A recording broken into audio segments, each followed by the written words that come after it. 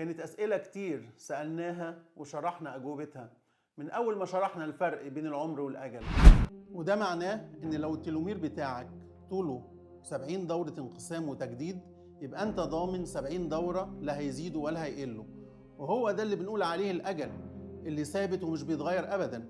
لكن أنت ممكن تستهلك ال70 دورة دي في كام سنة، هو ده موضوع العمر، وده راجع لسلوكياتك وتصرفاتك في نفسك وجسمك وعاداتك الصحية والسلوكية والدينية.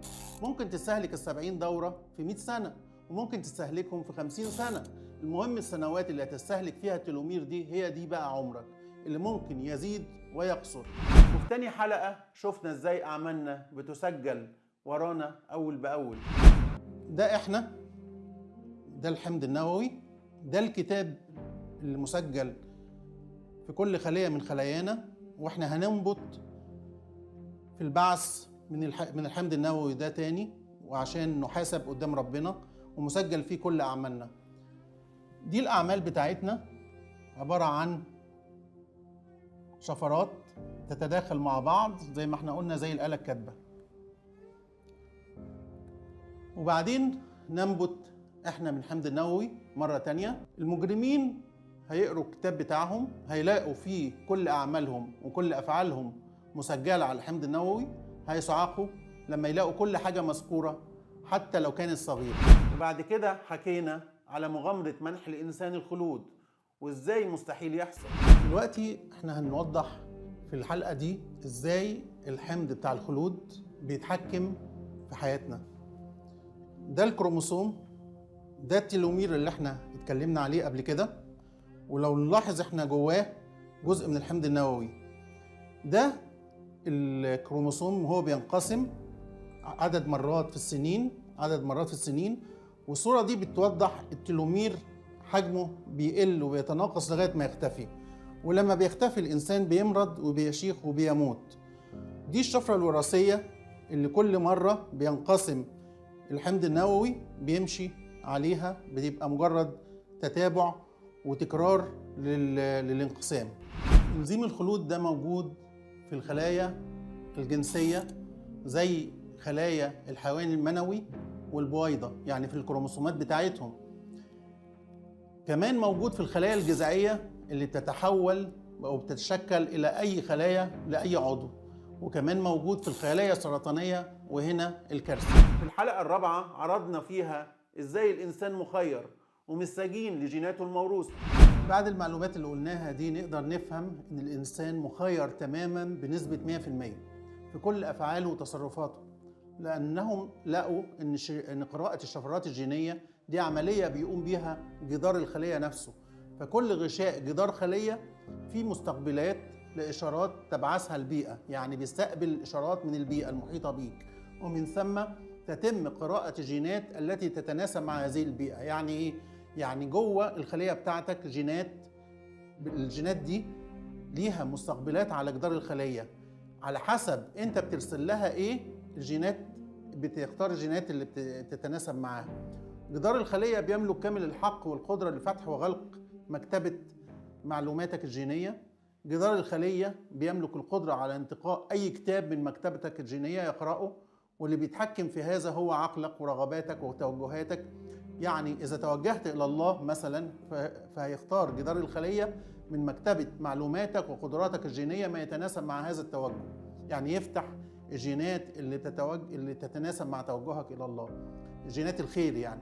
وإذا أردت المجون والخلاعة فإنه أيضا يختار من جيناتك ما سوف يساعدك على ذلك، ومن ثم بعد اختيارك سواء خيرا أو شرا تتم إعادة كتابة جيناتك ومعلوماتك الجينية الجديدة. مع الحلقة الخامسة ابتدينا نتعرف على مفاتيح الشفرة اللي بتقرأ أعمالنا. زي ما احنا شايفين عندنا الثيامين بيرتبط على طول بالأدينين، الثيامين والأدينين.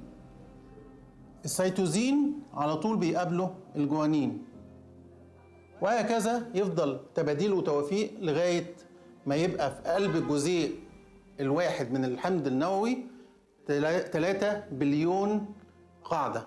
تخيلوا 4 حروف بس هي الشفرة اللي بيتكتب بها كل كتابك وبيتحدد مصيرك. الحروف دي تم اكتشافها سنة 1954 عن طريق البيولوجي الأمريكي جيمس واتسون والبريطاني فرانسيس كريك من جامعة كامبريدج بالتعاون مع عالم الفيزياء الحيوي النيوزيلندي موريس ويلكنز. وضعوا نموذج بيوضح التركيب الجزيئي لحمض DNA. في الحلقة السادسة شفنا إننا ممكن نعيد الكتابة على جيناتنا بطريقة البيز إديتنج. أدا الجين المريض وده البروتين اللي بيجي يقرأ الجين ويمسح القواعد اللي بالألوان دي كلها من الجين المريض. هنشوف دلوقتي هذا البروتين بيجي بيمسك في DNA، بيروح ماسح القواعد دي كلها او المعلومات الجينية دي كلها المريضة، وبعدين بيبتدي DNA ينقسم الى 2 عشان يجي RNA اللي هو ده يكتب او يطبع المعلومات الجينية السليمة. وبالتالي لما هنا كتب المعلومات الجينية السليمة طبيعي بشكل اوتوماتيكي ان المعلومات اللي هنا هتكمل المعلومات اللي هنا. يعني لو هنا كتب A بقت هنا T، اذا هنا كتب C بقت هنا G، وبالتالي الجين بقى سليم زي ما احنا شايفين. وظهر عقبة ذنب المحير في الحلقة السابعة. ده البريميتيف ستريك اللي بيكون الحبل الشوكي بتاعنا والاغشية اللي حوالين الحبل الشوكي. وفي الاسبوع الرابع زي ما احنا شايفين بيبتدي يختفي البريميتيف ستريك ويتقوقع في منطقة الديل اللي هو المنطقة اللي عندنا اسمها العصص. للأسف الشديد ساعات بيحصل ورم خبيث، ده هنا اسمه الكودال ايميننس اللي هو بواقي البريميتيف ستريك. ساعات الكودال ايميننس ده بيتسبب في ورم خبيث في الأطفال زي ما احنا شايفين اسمه التيراتوما. التيراتوما دي من أشهر الأمراض الخبيثة اللي موجودة في الإنسان، لكن المفروض ان هو بيبقى موجود في منطقة الديل في العصعص هنا. وده طبقا لقول رسول الله ومنه خلق، يعني الإنسان خلق من هيعاد خلقه من عقب الذنب. وعرفنا ايه آخر ما يتبقى من الإنسان اللي هو عقب الذنب فعلا في الحلقة الثامنة. دي الستيم سيلز أو الخلايا الجذعية اللي بتبقى عبارة عن أعضاء وتتشكل على شكل أعضاء الجسم، سواء خلايا قلب أو خلايا عين أو خلايا عضلات. أول ما تبقى 8 خلايا زي ما احنا قلنا، هنا بتتميز وبتنقسم عشان تتشكل كأعضاء. هنشوف ازاي دلوقتي بتتشكل كأعضاء. في العين مثلا جينات العين فقط هي اللي بتشتغل جوه العين، اما جينات القلب بتتوقف، جينات الكبد بتتوقف، جينات القلب بتتوقف. جوه الخلايا الدم الحمراء جينات اللي بتكون خلايا حمراء هي اللي بتشتغل والباقي بيتوقف. جينات العضلات نفس الحكايه. في خلايا الجلد هي بس اللي بتشتغل في الجلد. خلايا العظم هي بس اللي بتشتغل في العظم، الباقي بيتوقف. رغم ان كل الجينات دي موجوده في كل خلايا الجسم، يعني في خلايا العين والعضلات. خلايا العين فيها جينات قلب وكبد وكلى ومخ، لكن ما بتشتغلش. اللي بتشتغل بس الجينات بتاعه العين، وهكذا جينات القلب اللي بتشتغل بس جينات القلب. وبالتالي بتكون البروتينات الخاصة بالعضو ده، وبالتالي بتكون العضو وبتجدده باستمرار بشكل مستمر. خلية عقب الذنب اللي كنا اتكلمنا عنها في الحلقة اللي فاتت واللي لازم ترجع تشوفها دلوقتي، هتلاقي ان ما ينفعش خلية عقب الذنب تبقى من الخلايا دي. ما ينفعش تبقى خلية عادية بتنتج عضو واحد فقط زي القلب او الكلى، ولازم تبقى خلية محمية لا تبلى ولا تموت. وكمان لازم تكون عملياتها الأيضية زي الحرق وتحولاتها الغذائية في أضيق الحدود أو معدومة أساسا. ولازم تكون الخلية محمية بمنطقة حواليها من العظام القوية. ولازم يكون كمان الغلاف الخلوي بتاع الخلية دي حاجة تمنع المدد الغذائي، حاجة كده بتحولها لكبسولة ما بتأثرش فيها الحوادث أو أي ظروف، سواء كانت في بطن حوت أو حتى في فواهة بركان. مهما كانت الخلية دي موجودة ما تتأثرش. أما الحلقة التاسعة فشفنا فيها إزاي بينبت الإنسان من الأرض بواسطة ماء المحياة. الرسول عليه الصلاة والسلام قال إن يوم البعث ربنا هينزل مطر، المطر ده ليه خصائص معينة هيخلي الإنسان ينبت من الأرض كما ينبت النبات. إزاي هننبت كالنبات؟ في مادة في المطر دي ده اسمها تريهالوز، هو ده السر في الإنبات بعد جفاف فترة طويلة جدا. المادة دي موجودة في دم الحشرات والبكتيريا زي ما احنا شايفين على السبورة، طحالب الحشرات،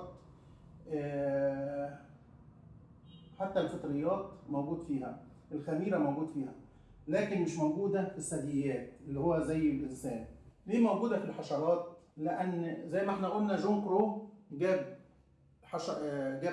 حشرة زي العناكب وجففها فترة طويلة جدا، وبعدين بعد سنين طويلة حط عليها مادة التريهالوز رجعت تاني للحياة. السر في ده هو إن وجود مادة تريهالوز في دم الحشرات، لكن موجود الجلوكوز في دم البشر، فاحنا بنختلف عن الحشرات إن عندهم تريهالوز، احنا ما عندناش تريهالوز.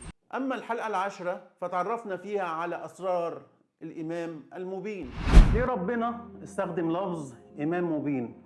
في تفسيرات مختلفة الإمام هو اللي بيتقدم وبيقود زي الإمام في الصلاة، فليه وصف كتاب الشفرة الوراثية بالإمام؟ في تجربة شيقة جدا أجريت على دب الماء. عملوا إيه مع دب الماء؟ طلعوه في الفضاء، حطوه في نيتروجين مسال اللي بيجمد كل أي حيوان، اللي هي درجة حرارته 302 فهرنهايت أو 150 درجة مئوية تحت الصفر. عرضوه مرة تانية لضغط جوي 6000 ضعف الضغط الجوي. كمان حطوه في أحماض مذيبة، أحماض معدنية مذيبة. هنشوف دلوقتي حصل له إيه بعد ما تعرض للحاجات اللي ممكن تفنيه دي. الحيوان الغلبان ده غلوه في كحول وعرضوه لمواد كيماوية سامة. مرة تانية عرضوه لإشعاع قاتل في الفضاء وتجميد في درجة حرارة منخفضة جدا اللي هي احنا قلنا 150 درجة تحت الصفر. كمان عرضوه لضغط سلبي في الفضاء زي ما احنا شايفين. هنشوف ايه اللي حصل له بعد كده. بعد ما عرضوه لكل العوامل اللي بتؤدي للفناء والموت، حطوا مادة التريهالوز اللي هو السكر الثنائي عليه. رجع الدب الماء إلى حالته الطبيعية للحياة تاني وكأن شيئا لم يكن. دي الحالة اللي كان عليها دب الماء بعد ما تعرض لكل عوامل الفناء اللي احنا اتكلمنا عنها، من درجة حرارة منخفضة جدا لأحماض لضغط لإشعاع، وصل للمرحلة دي من الجفاف. ومجرد ما اتحط عليه التريهالوز رجعت الخلايا بتاعته لحالتها الطبيعية ورجع للحياة مرة أخرى. يعني معناها ان التريهالوز هو سر الحياة بالنسبة للحيوان ده. فده يبين أهمية التريهالوز وإزاي هننبت منه يوم القيامة مرة أخرى. في الحلقة ال11 عرفنا إيه هو الأعظم ارتفاعا وطولا فيما يعرفه الإنسان وهو الطور. إحنا ليه قلنا الأول إنه رق منشور؟ هنا نلاحظ إن الغشاء بتاع نواة الخلية رقيق جدا وشفاف، وده بيبين كمان الكروموسومات جواه وقد ايه طولها. كل خلية فيها طول الكروموسومات لو انت حطيتها جنب بعض تساوي 2 متر، وعدد الخلايا من 50 ل 100 تريليون خلية. لو ضربنا 2 متر في 100 في 50 او 100 تريليون خلية هنلاقي ان طول الحمض النووي ده يقدر ان هو يسافر للشمس ويرجع 140 مرة. كمان ممكن ان هو يلف الكرة الأرضية 2500 مرة.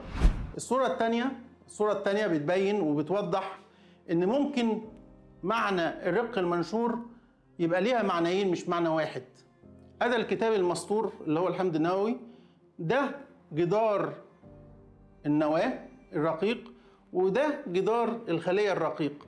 يبقى إذن هو في رقين منشورين، مش بس رق منشور، هو رق الجدار الخلية ورق جدار النواة الخلية. وكما قلنا إن احنا الحمض النووي اسمه ربنا أطلق عليه اسم الطور، لأن الطور عبارة عن الجبل العظيم، لأنه عبارة عن حاجة طويلة جدا تقدر إنها توصل ما بين الأرض والشمس أكتر من 140 مرة رايح جاي. فطبعا ده شيء عظيم جدا، عشان كده سماه ربنا بالجبل العظيم أو الطور. في الحلقة ال 12 عرفنا الفخ اللي وقع فيه داروين وخلاه يطلع نظرية التطور. دي الأجنة، مجموعة أجنة، 5 أجنة، ودي البداية بتاعت الجنين ونهايته بتبتدي من هنا وبينتهي كده. ده جنين القرش، ده جنين السحلية، ده جنين الفرخة، وده جنين الخنزير، وده جنين الإنسان. وزي ما احنا شايفين في تشابه كبير جدا جدا ما بين الأجنة إلى مرحلة المعينة اللي هي بعد تميز الخلايا، اللي هي بعد ما تكون الخلايا 8 خلايا وتبتدي ثم أنشأناه خلقا آخر فتبارك الله أحسن الخالقين. احنا عارفين ان أصابع بعض الحيوانات والطيور بيكون في جلد ما بينها بيخلي الأصابع ملتصقة ببعض. ده بسبب ان الجين اللي ما بين الإنسان والطيور والحيوانات بيكون جين مشترك.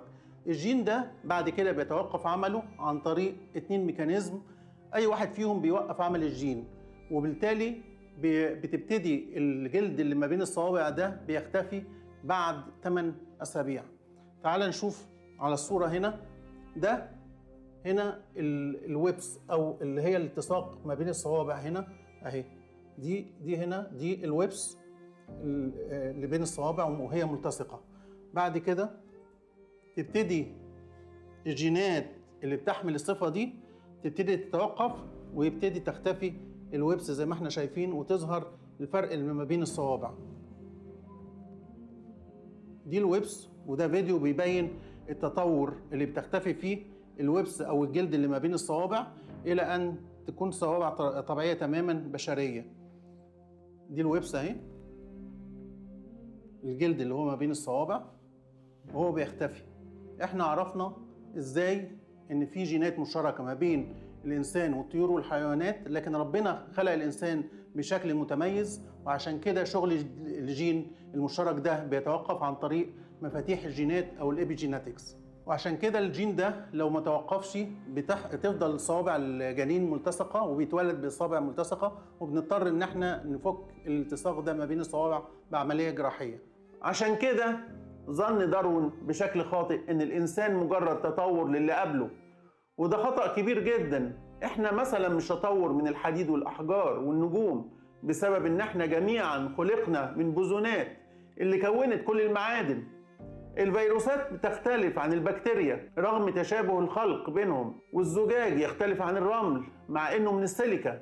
لذلك أفلح المؤمنون الذين يتبعون كلام الله، لا يسقطوا في ضلال الكلام الملحدين، فنظرياتهم المخالفة لكلام الله عندما تسقط وتفشل سيكون أتباعهم قد ضاعت حياتهم سدى وضلوا وماتوا على الكفر والضلال وأصبحوا من أصحاب النار.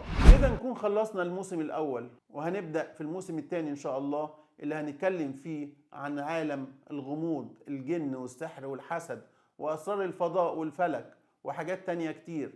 وقل رب زدني علما، وهكون سعيد بتلقي آرائكم واقتراحاتكم وأسئلتكم في التعليقات تحت الفيديو أو في رسائل على صفحة البرنامج. والسلام عليكم ورحمة الله وبركاته.